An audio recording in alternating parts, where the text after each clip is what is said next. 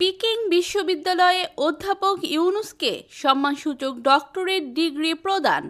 অন্তর্বর্তী সরকারের প্রধান উপদেষ্টা অধ্যাপক মোহাম্মদ ইউনুস চীনের পিকিং বিশ্ববিদ্যালয়ে সম্মানসূচক ডক্টরেট ডিগ্রি গ্রহণ করেছেন।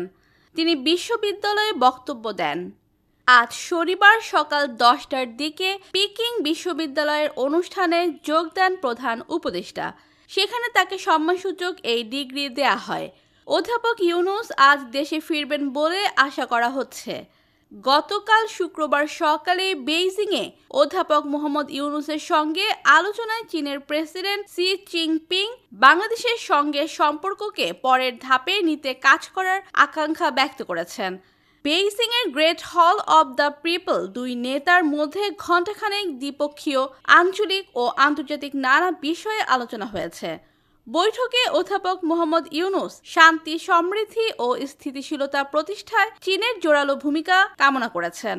অন্যদিকে শি জিনপিং বাংলাদেশে চীনের বিনিয়োগ এবং চীনের উৎপাদন প্রতিষ্ঠান স্থানান্তরে সে দেশের উদ্যোক্তাদের উৎসাহিত করার আশ্বাস দিয়েছেন।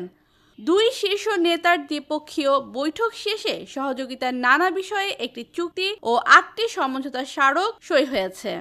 পাশাপাশি সম্পর্কের সুবর্ণ জয়ন্তী উপলক্ষে 5টি ঘোষণা এসেছে।